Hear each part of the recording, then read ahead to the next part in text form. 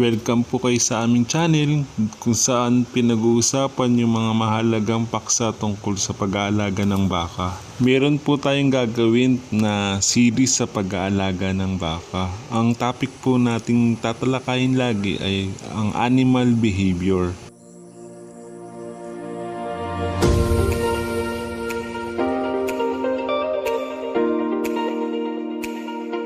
Bilang may-ari ng baka, dapat meron tayong isang katangian. At ang katangian na dapat meron tayo ay ang pagiging observer. Kapag nakikita natin yung kanilang inaasal, mas maunawaan natin kung bakit nila ginagawa yun. Kaya simulan na natin mag-observe, mga kaibigan. Isang halimbawa po ng pag-o-observe yung kung madami ba kinakain ng baka natin o kulang pa. Kapag binalikan natin kung naubos niya ba o hindi. Ganun po, kailangan po natin mag-observe.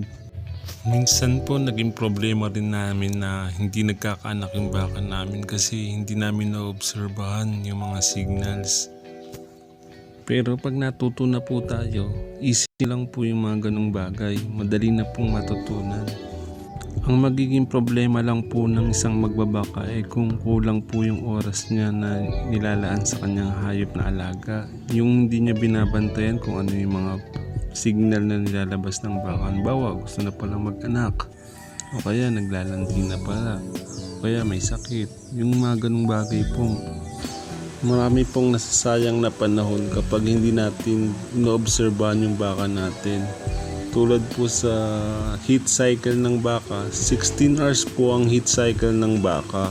Kung hindi natin pupuntahan yung baka natin at oobserbahan, masasayang po yung heat cycle niya. Magre-reset po dito sa 21 days. So, 21 days uli hintayin natin. Ganun po yung mga pangyayari kapag nag-field po yung observation natin. Isang good example pa po ng field observation, halimbawa po sobrang kapal ng damo ng pastulan natin, tapos normally hindi tayo nakabalik na tignan uli yung baka natin.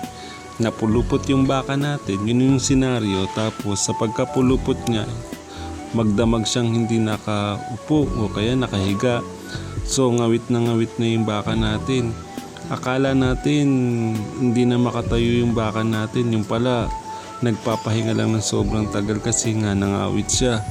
Ang mangyayari, kakatayin kaagad yun ng pangkaraniwan na nagpapastol. Lost opportunity po yun, mga ganun po.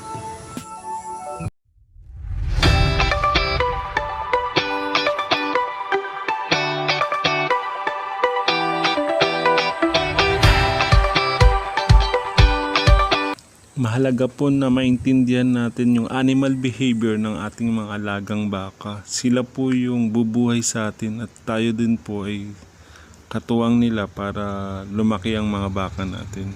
Napakahalaga pong maintindihan natin yung mga baka natin, lalo na yung mga alaga natin kasi sila yung nakakaramdam kung masakit ang pakiramdam nila. Dapat naintindihan natin kung may masama silang nararamdaman. O kaya kung nai-stress na sila, ganun po. Dapat laging hands-on po ang isang tunay na magbabaka. Kaya kailangan pong ma-develop talaga ng pagiging mabuting observer ng magbabaka. Kaming mga cowboy po ay laging hinahimas yung mga baka, tinitignan kung ano yung mga masasamang ugali nila. Tignan din po natin kung maganda po yung welfare nila. Halimbawa, itong baka na to, nabibilad sa araw. Titignan niyo po, hingal na siya. Pero yung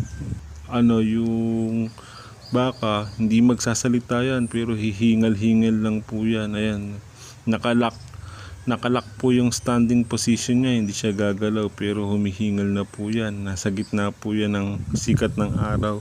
Ganyan po dapat alam po natin kung nauuhaw o kailangan sumilong yung mga baka natin. Kung magaling mag-observe ang isang magbabaka, alam niya kung bakit sumisigaw ng mama yung baka. Hinahanap na pala niya yung anak niya. Ganun po. Pag mas matinis po, mas nawawala na po yung baka na anak niya. Ganun po yung mga baka. Pero pag yung medyo deep boys, ano lang po yun, nandyan lang sa tabi yung baka, chine-check niya lang po. Ganun lang po yun. Chine-challenge ko po kayo na maging observer po sa pag-aalaga ng baka. Mas marami po kayong matututunan kapag first hand yung nakita yung mga ugali nila, kung paano sila mag-response. Mas magandang teacher po ang experience. Kaya subukan nyo po magpunta sa mga farm. Ganun po, dun talaga kayo matututo. Sa mga may gusto po ng ganitong klase ng content, subscribe na po kayo sa aming channel. Mas marami po kayong matututunan.